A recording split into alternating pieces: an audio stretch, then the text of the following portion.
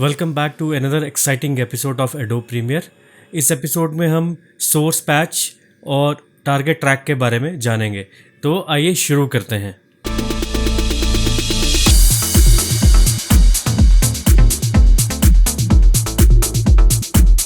Okay, so let's start.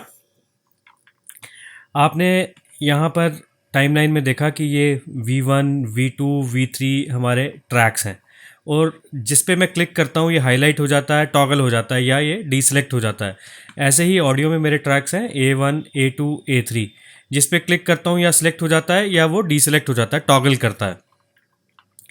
अब यहाँ पर आप देखेंगे कि सिर्फ ये एक सिंगल ट्रैक है, यहाँ पे कुछ भी नहीं है। अगर मैं सोर्स मॉनिटर में कुछ फुटेज अपनी डालता हूँ, सपोज़ मैंने ये क्लिप डाला, ये वाला, तो यहाँ पर एक ट्रैक मेरा हाईलाइट हो गया ये V1 के नाम से। तो इसको हम पैच ट्रैक कहते हैं। वो उसका क्या मतलब है मैं आपको अभी बताता हूँ। यहाँ पे ये आपके वीडियो ट्रैक्स आ गए V1, V2, V3, ओके। और ये आपका सोर्स पैच ट्रैक आ गया कि हमने किस ट्रैक को पैच करना है। इसका क्या मतलब होता है, जैसे लास्ट एपिसोड में हमने इंसर्ट और ओवरराइट के बारे में पढ़ा। सपोज़ मैं ये इतनी फुटेज यहाँ से मार्क इन और मार्क आउट कर लेता हूँ और मुझे यहाँ पे इसको इंसर्ट करना है। अगर मैं यहाँ पे इंसर्ट करता हूँ इसको, तो आपने देखा कि ये मेरा V1 ट्रैक में ये इंसर्ट हो गया।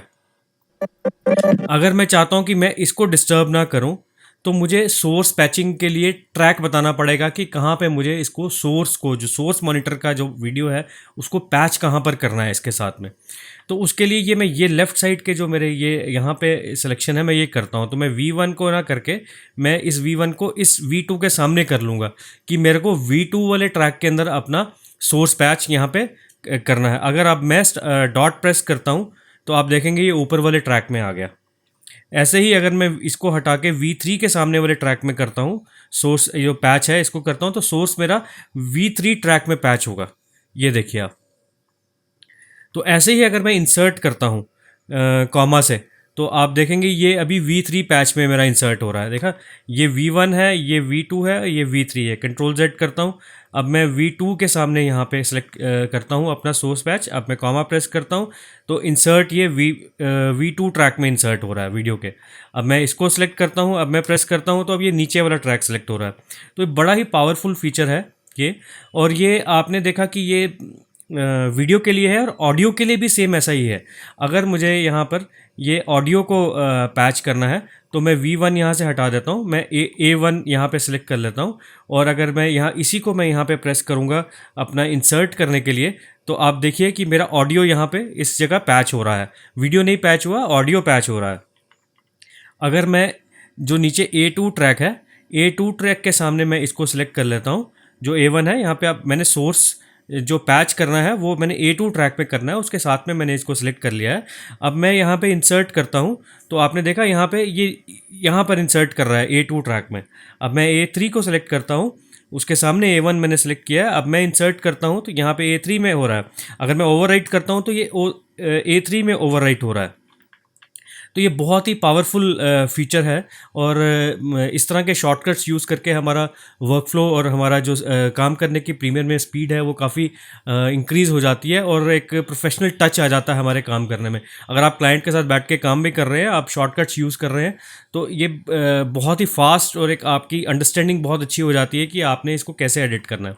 अगर मुझे वीडियो और ऑडियो दोनों को सोर्स को पैच करना है तो उस केस में मैं क्या करूँगा, मैं सपोज़ V2 इस ऑडियो को डिस्टर्ब नहीं करता, इस वीडियो को डिस्टर्ब नहीं करता, V2 के आगे V1 सेलेक्ट कर लिया और मैंने A2 के आगे A1 सेलेक्ट कर लिया। अगर मैं अब इंसर्ट करता हूँ कॉमा प्रेस करके, तो ये मेरा V2 और A2 ट्रैक में जा रहा है, तो इसने मेरे नीचे वाले उसको बिल्कुल डिस्टर्ब नहीं किया है। अगर मैं यहाँ पे ओवरराइट करता हूँ डॉट प्रेस करके, तो ये V2 और A2 ट्रैक में मेरा जा रहा है। तो ये बहुत ही एक पावरफुल फीचर है। अब टारगेट ट्रैक मेरा क्या है, इसको मैं हटा देता हूँ और ये मेरा A1 A2 तभी सिलेक्ट होगा यहाँ पर जो सोर्स पैच है, अगर मेरा सोर्स मॉनिटर में कोई फुटेज होगी या ऑडियो होगा। अगर वहाँ पे कुछ नहीं है तो ये मेरा सेलेक्ट नहीं होगा, डीसेलेक्ट हो जाएगा। अब नेक्स्ट मेरा आ जाता है ये हमने देखा पैच, सोर्स पैच। ये जो लेफ़्ट राइट पे वीडियो ट्रैक्स हैं इसको हम टारगेट ट्रैक्स भी कहते हैं।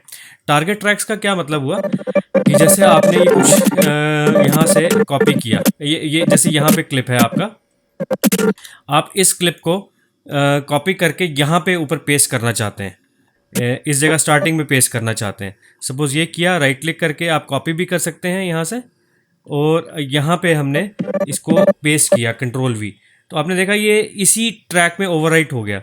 तो सोर्स जो टारगेट ट्रैक है वो मैं यहाँ पे V2 रखता हूँ, तो ये मेरा V2 में पेस्ट होगा जाकर। अगर मैं V3 रखता हूँ तो ये V3 में पेस्ट होगा जाकर।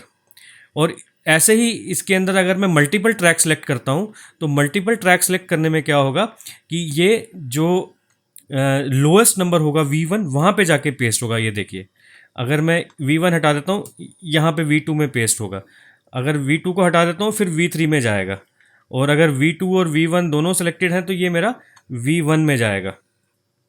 Same is the case with audio.